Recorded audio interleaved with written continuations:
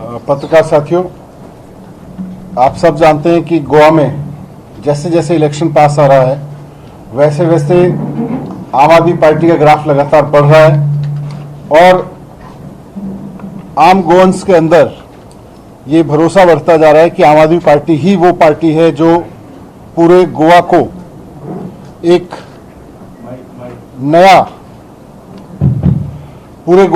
नया रूप दे सकती है, गोवंस का भविष्य उज्जवल कर सकती है।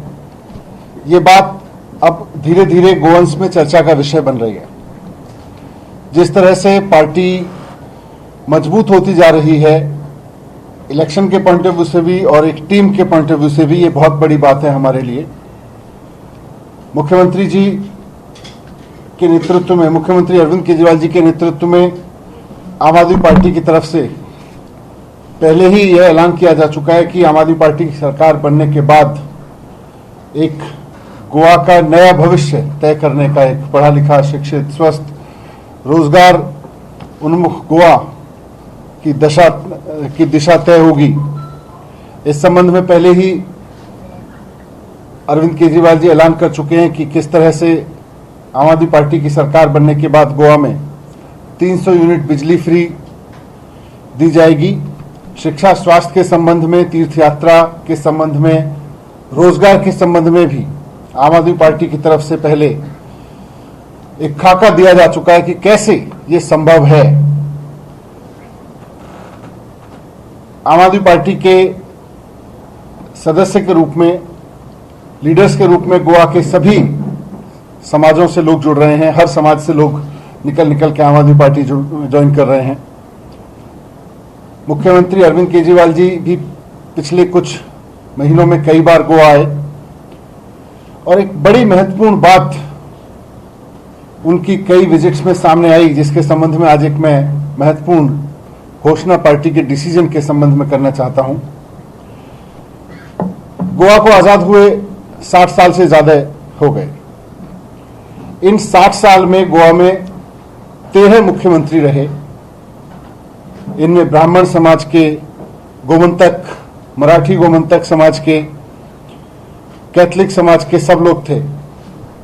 लेकिन भंडारी समाज से केवल एक बार सीएम रहे, वो भी 2.5 साल के लिए, रवि नायक जी।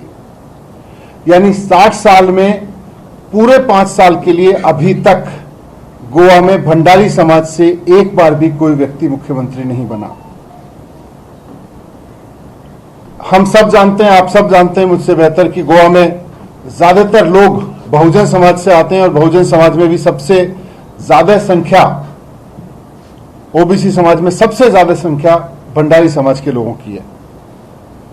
गोवा की टोटल आबादी का देखें तो 30% से ज्यादा समाज भंडारी समाज से है और गोवा की अभी तक की यात्रा में भंडारी समाज ने बहुत अहम योगदान दिया है।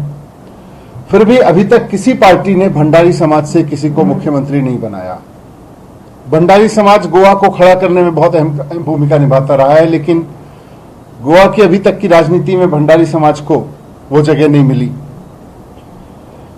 इसकी वजह से भंडारी समाज के लोगों में बहुत निराशा भी है और गुस्सा भी है। हमारी पार्टी में भंडारी समाज के काफी लीडर्स हैं, काफी कार्यकर्ता हैं।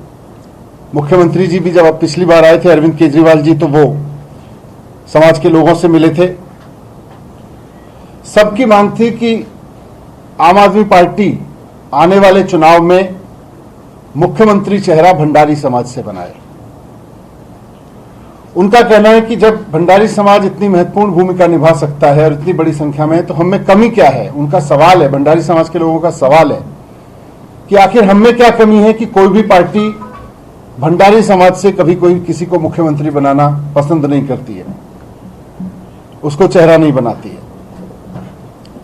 भंडारी समाज के लोगों का मानना है कि उनके साथ अन्याय हुआ है। कांग्रेस ने, भारतीय जनता पार्टी ने उनका यूज तो किया हमेशा, लेकिन कभी मुख्यमंत्री कैंडिडेट तक देना उनके लिए उचित नहीं समझा। हमेशा चुनाव में यूज किया और फिर साइड कर दिया चुनाव जीतने के बाद। हम बार बार इस बात को कहते रहे कि भारतीय जनता पार्टी और कांग्रेस दोनों लोगों को इस्तेमाल करने की, लोगों को बांटने की राजनीति करती रही हैं। आम आदमी पार्टी की राजनीति लोगों के लिए काम करने की राजनीति है और सब लोगों को साथ लेके चलने की राजनीति है, सबको जोड़ के चलने की राजनीति है।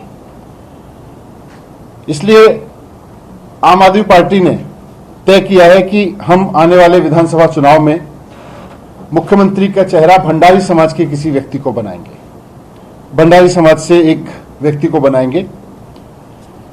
हम जाति की राजनीति नहीं करते, पर अगर किसी समाज के हिस्से को ये लगता है कि उसके साथ अन्याय हुआ है, स्थापित राजनीति ने इतिहास में, पूरे इतिहास में उसके साथ अन्याय किया है, उसके साथ जस्टिस नहीं किया है और उसके अंदर इसको लेके निराशा और गुस्से की भावना है, तो उसको भी समाज के साथ लेके चलना हमारी जिम्मेदारी है। हम इसको अपनी जिम्मेदारी समझते हैं।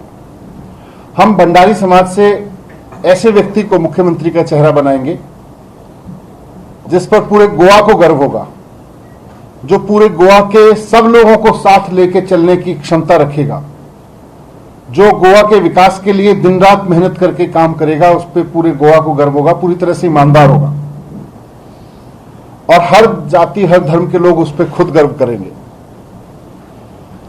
इस कदम से हमें विश्वास है कि भंडारी समाज के अंदर जो थोड़ी निराशा की भावना है, थोड़ी ये भावना है कि हमारे साथ हमेशा राजनीतिक पार्टियों ने अन्याय किया है, सत्ता ने अन्याय किया है, वो भी दूर होगी, उनका आत्मविश्वास भी बढ़ेगा और एक ऐसा मुख्यमंत्री भी मिलेगा गोवा को जो सब लोगों को साथ लेके सबके विकास के लिए, सबकी शिक्षा के लिए, सबके स्वास्थ्य के लिए, सबके रोजगार के लिए, सबकी बिजली के लिए, सबकी उन्नति के लिए काम करेगा। मुख्यमंत्री के नाम का ऐलान हम बहुत जल्द करेंगे और हमें यकीन है कि पूरा भंडारी समाज, पूरा बहुजन समाज, ओबीसी समाज और गोवा के सब लोग उसके नाम से खुश होंगे, ऐसा हम पूरे भरोसा रखते हैं। पार्टी ने यह भी तय किया है कि आने वाले चुनाव के लिए उप मुख्यमंत्री कैथलिक समाज से रहेंगे। इसके अलावा कैबिनेट में हर समाज के लोगों को जोड़ा जाएगा ताकि किसी भी समाज का कोई पक्ष अपने आप को वंचित महसूस ना करे, उपेक्षित महसूस ना करे, किसी को ये ना लगे कि राजनीति उनके साथ अन्याय कर रही है।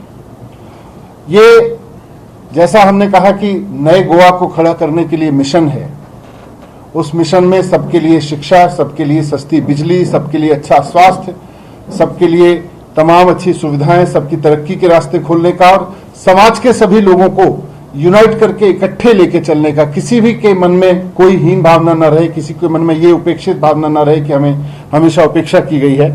इसके लिए आम आदमी पार्टी ने मिशन यूनाइटेड गोवा शुरू किया है ताकि पूरे के पूरे गोवा को यूनाइट करके एक साथ लेके हम चल सके।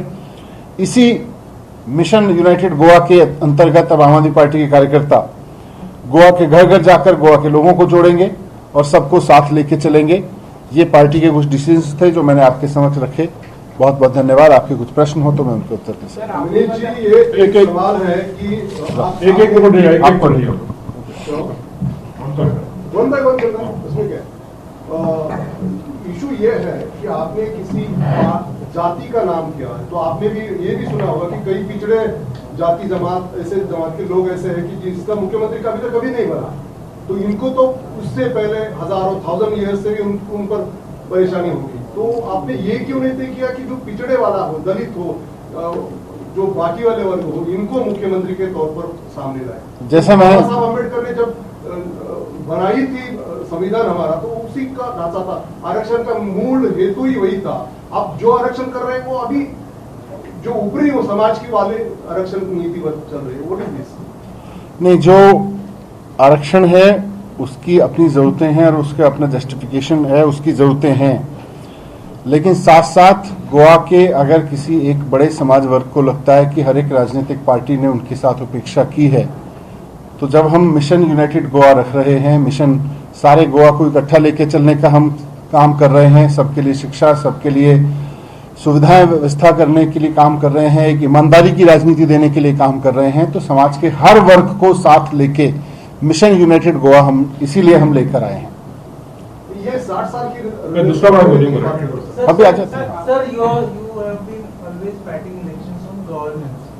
now in Goa you seems to be fighting elections on arithmetic, because you are counting the Bandaris and Christians together amounts to 65% of total votes. How do you react to that? And secondly, we always expected you to contest on 10 to 15 seats. Now with this kind of arithmetic, are you looking at 22 seats? नहीं, हम तो हमेशा से कहते रहे कि सारी सीटों पे चुनाव लड़ेंगे और गोवा का एक नया अध्याय शुरू करना है। उसके लिए जरूरी है कि गोवा में एक ऐसी सरकार बने जो सबके लिए काम करे, सबको साथ लेके चले और रियल मुद्दों पर काम करे, वो गवर्नेंस पे काम करे, उसको लोग गवर्नेंस के लिए जाने, ना कि XYZ मुद्दों के लिए, इधर उधर के मुद्दों के लिए। तो वही हमारा काम है और वो 40 सीटों पे लड़के ही होगा। Do you feel it is possible to get all these communities together with your mission united, like you say Bahujan, you say Catholics and everybody? जरूरत है, और अभी तक कोई विकल्प इसलिए नहीं होता है क्योंकि जो राजनीतिक पार्टियां हैं वो बांट बांट के राजनीति करती हैं। हम सबको जोड़ के इकट्ठा करके राजनीति करेंगे और वो संभव है। दिल्ली में ये संभव हुआ है, सबको इकट्ठा लिया है। सर, रिजर्वेशन की बात हो रही है तो कैंडिडेट सिलेक्शन में वुमेन और ST उनके भी ये रहेगा? बिल्कुल बिल्कुल, जो हो रहता है वो रहेगा। being looked has been alleged that is the B team of Congress always for last 6 years.